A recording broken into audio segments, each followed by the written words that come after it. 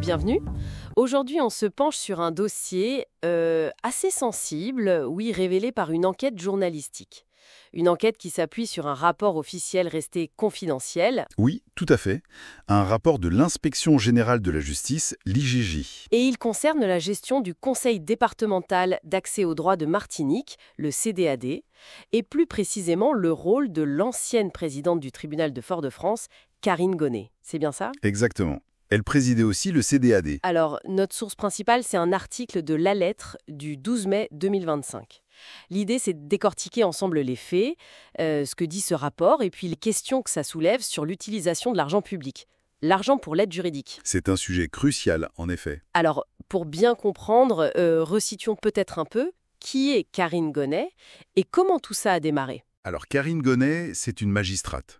Elle a été présidente du tribunal judiciaire de Fort-de-France entre 2021 et la fin 2024. D'accord. Et ce poste important lui donnait en fait automatiquement la présidence du CDAD de Martinique sur cette période. Le CDAD, juste pour rappeler, c'est une structure clé. Son but, c'est d'informer, d'aider les gens, surtout ceux qui ont peu de moyens, à connaître leurs droits et à les faire valoir. C'est essentiel. Et maintenant, elle n'est plus en Martinique? Non. Depuis début 2025, elle a été promue. Elle est présidente de chambre à la Cour d'appel de Versailles. Et si je me souviens bien, cette affaire, les questions sur la gestion du CDAD, ça ne date pas de ce rapport de l'IGJ? Non, effectivement, vous avez raison.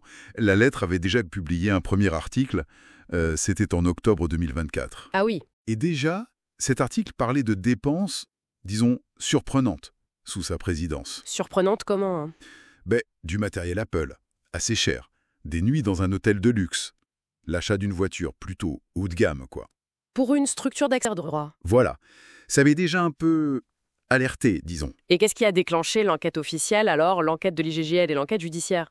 Alors, le point de départ formel, c'est un signalement, fait en février 2024. Par qui? Par la secrétaire générale du CDAD, elle-même, Micheline Virgal. Ah d'accord.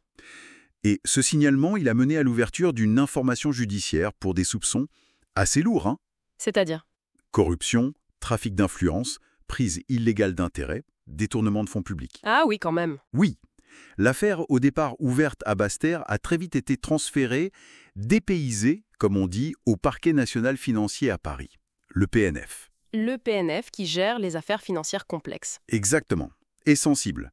Et maintenant, il y a 3 juges d'instruction parisiens sur le dossier, dont un nom assez connu, Serge Tournaire. D'accord. Et c'est dans ce contexte que le ministère a commandé le rapport à l'IGGCI? Voilà, en août 2024. Et alors, que dit ce fameux rapport? C'est là que ça devient assez complexe. Complexe. Oui, parce que, et c'est peut-être surprenant, il commence par s'intéresser de très près à la personne qui a fait le signalement, Micheline Virgal. Attendez. Le rapport de l'IGGCI charge aussi celle qui se présentait comme lanceuse d'alerte. C'est particulier comme situation. C'est le moins qu'on puisse dire. Le rapport de l'IGGI, un pavé, 98 pages, daté de janvier 2025, est même qualifié d'accablant pour Micheline Virgal. Accablant. Mais qu'est-ce que l'IGGI lui reproche concrètement? Plusieurs choses en fait. D'abord, une gestion des fonds jugée discrétionnaire. C'est-à-dire? L'IGGI pointe par exemple une augmentation de salaire qu'elle se serait auto-attribuée. Ah bon? Oui, ce qui aurait généré un indu, donc une somme perçue à tort, de plus de 28 500 € entre janvier 2023 et avril 2024. Quand même. Il y a aussi une utilisation intensive de la carte bancaire du CDAD, plus de 38 000 € sur un seul mois, décembre 2023. Ah oui, c'est énorme. Et puis, l'utilisation personnelle décrite comme quasi quotidienne du véhicule de service. Donc des problèmes de gestion financière, et c'est tout? Non. Le rapport est aussi très critique sur son style de management. Ah. Il parle de source de souffrance pour les agents, mentionne un tempérament explosif et totalement inapproprié, y compris parfois envers les usagers. D'accord. Et la conclusion de l'IGG pour elle? La recommandation est très claire, son licenciement. D'ailleurs, l'article de la lettre indique que ce licenciement serait maintenant effectif, même si elle avait été réintégrée un temps après une suspension. C'est fou. Donc la personne qui alerte est elle-même très sérieusement mise en cause par l'enquête qu'elle a en partie déclenchée. Ça complexifie vraiment l'analyse. Tout à fait. Mais alors, revenons à Karine Gonnet, l'ancienne présidente. Que dit le rapport de l'IGG sur elle? Est-ce qu'il confirme les accusations de départ? Oui. Le rapport valide en partie les accusations que Micheline Virgal portait contre Karine Gonnet. Ce qui est assez ironique, on peut dire, quand on se souvient que Madame Gonnet avait déclaré, à son arrivée en 2021, vouloir gérer le CDAD en bonne mère de famille. Une belle intention sur le papier, mais qui n'a pas été suivie des faits si on comprend bien l'IGJ. C'est ce que le rapport suggère, oui, très fortement. La formulation des inspecteurs est prudente, mais assez claire. La présidente a engagé plusieurs dépenses dont la nature et ou le montant interrogent, s'agissant d'argent public dédié à l'accès aux droits. Interroge.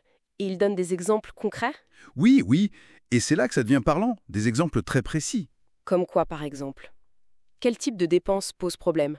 On parle de presque 42 000 € dépensés en matériel informatique et téléphonique, entre mars 2022 et décembre 2023. 42 000 €. Oui, et ce qui frappe surtout, c'est l'achat de 12 ordinateurs Apple et 7 iPhones, alors que le rapport précise bien qu'aucun agent du CSAD n'utilise de matériel Apple. Ah oui, donc difficile de justifier ça par une nécessité de service direct. Exactement. Ça interroge, comme dit le rapport. D'accord. D'autres exemples de ces dépenses qui interrogent? Il y a l'achat d'une Jeep, en juin 2023, pour près de 40 000 €. Une Jeep? Oui, et selon l'IGG, ce véhicule faisait doublon avec la Peugeot de service qui existait déjà.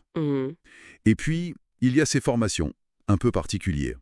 Bien-être et harmonie du soi en milieu professionnel. Ah. Organisées dans un hôtel 4 étoiles. Pour elle-même, Madame Virgal, et quelques agents. Coût total, plus de 23 000 €. 23 000 € pour du bien-être? L'IGJ juge ça critiquable s'agissant d'argent public destiné à l'accès aux droits. On peut comprendre pourquoi. Oui, on imagine. Mais il y a un point qui semble encore plus sensible, où les sommes deviennent vraiment considérables. C'est l'utilisation des fonds européens. Des fonds européens, oui. Oui. Le CDAD de Martinique a reçu en août 2023 une très grosse subvention du Fonds social européen, le FSE. Presque 3,2 millions d'euros. 3,2 millions, c'est énorme. Pourquoi faire? C'était destiné à un dispositif précis, appelé ARGI, pour l'insertion professionnelle de jeunes en difficulté. L'objectif était donc social, très clair. D'accord. Et comment cet argent a-t-il été utilisé? Alors c'est là que l'IGG utilise un mot fort, gabégie. Carrément. Selon les inspecteurs, la totalité de cette somme, les 3,2 millions, aurait été dépensée en 4 mois seulement. 4 mois pour dépenser tout ça. Oui. Et le rapport pointe des coûts jugés exorbitants pour certaines actions. Par exemple, 25 000 € pour des ateliers de confection de papier cadeau. Papier cadeau? Ouais. Quel rapport avec l'insertion? 125 000 € pour un atelier sur la précarité menstruelle. Ou encore 175 000 € pour des ateliers audiovisuels. Des sommes qui paraissent très élevées, effectivement, pour des actions dont le lien avec l'objectif initial, l'insertion pro des jeunes, semble discutable. C'est exactement ce que l'IGG semble sous-entendre, oui. Le rapport va plus loin. Il liste de multiples achats sans lien avec les objectifs du régie. Ah. Et ces achats auraient été engagés par la présidente Karine Gonnet sur ses fonds FSE. C'est assez varié. C'est-à-dire? Un fauteuil ergonomique, encore des iPhones, un MacBook, un iPad, des casques audio, des cartes de vœux. Et puis le détail un peu étonnant, des goodies. Des goodies? Oui, achetés à la boutique de l'Assemblée nationale pour plus de 2100 €. Et à celle du musée Grévin pour presque 800 €. À la boutique de l'Assemblée et du musée Grévin, Oui. avec l'argent du FSE pour l'insertion. C'est ce que rapporte l'IGG. C'est difficile à croire. Et il y avait cette histoire de fontaine à eau aussi, non? Oui, c'est une anecdote que le rapport juge révélatrice. Une commande de fontaine à eau pour environ 1500 €. La livraison était prévue au domicile personnel de Madame Gonnet, en Seine-et-Marne. Pas au CADAD en Martinique. Non, apparemment elle a annulé la commande elle-même, in extremis. Face à tout ça, quelle est la position de Karine Gonnet? Elle s'est expliquée? Alors, la lettre précise qu'elle n'a pas souhaité leur répondre pour ce nouvel article. Et lors du premier article en octobre 2024, sa défense c'était que toutes les dépenses avaient été faites uniquement dans l'intérêt du CADAD et de l'amélioration des conditions de travail des agents. Une défense qui paraît un peu fragile, au vu de certains détails du rapport IGG, non? Le matériel Apple, non utilisé, les goodies... C'est le moins qu'on puisse dire. La justification semble difficile à tenir sur ces points-là. Bon. Donc on a d'un côté des dépenses très importantes, très questionnables, y compris sur des fonds européens. Mais pendant ce temps, qu'est-ce qui se passait pour la mission principale du CAD? L'aide juridique concrète aux gens. Eh bien, c'est là qu'est tout le paradoxe, et c'est peut-être l'aspect le plus grave souligné par l'IJG. C'est-à-dire? Pendant que cet argent était dépensé, de manière controversée, on va dire, les missions de base du CADAD, elles, étaient négligées. Négligé. Oui. Et ça, en Martinique, un territoire où les besoins d'accès aux droits sont particulièrement forts. Et qu'est-ce que l'IGJ a constaté concrètement sur le terrain? Le rapport parle de désorganisation des permanences d'accès aux droits, d'une absence du CDAD dans les territoires les plus reculés de l'île et de façon générale d'un défaut d'investissement dans ces missions essentielles. Un exemple précis? Oui, il y en a un qui est assez symbolique et assez triste en fait. C'est le bus itinérant Point Justice. Le bus qui doit aller vers les gens. Exactement. Celui qui est censé aller à la rencontre des justiciables dans les zones isolées. Eh bien, il est à l'arrêt complet. Pourquoi? Parce qu'il n'aurait pas été immatriculé. Depuis 3 ans. 3 ans.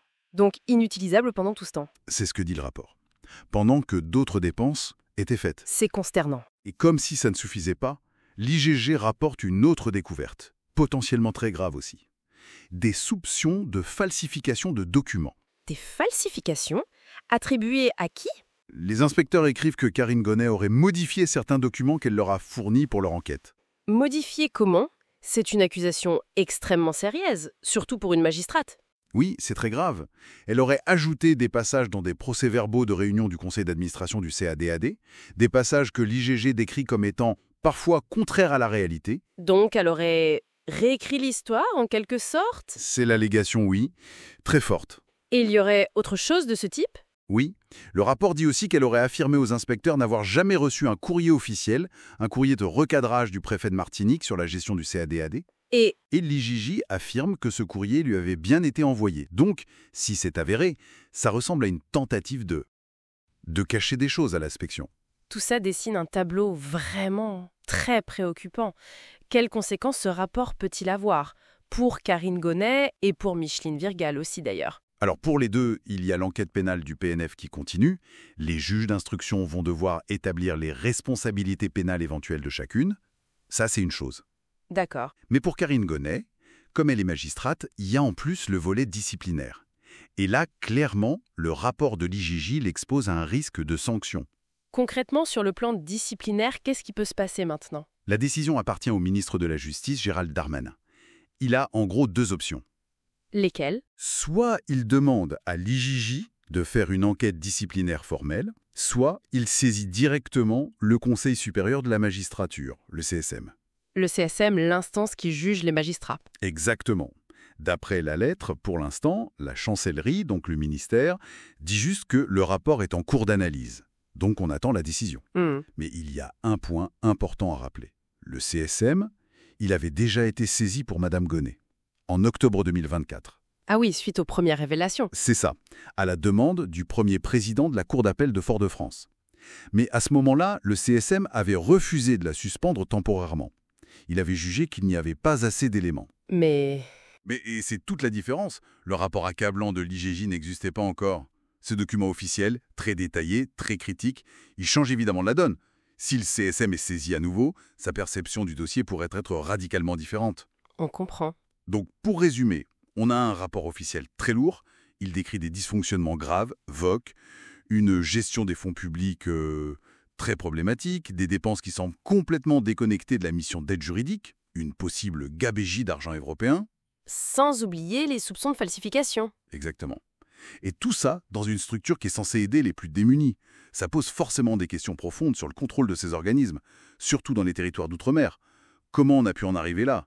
Où étaient les contrôles, les garde-fous? C'est une situation effectivement très complexe et assez troublante, avec cette particularité que celle qui a lancé l'alerte est elle-même sévèrement critiquée et que l'ancienne présidente est visée par des accusations très graves, maintenant documentées par l'IGJ.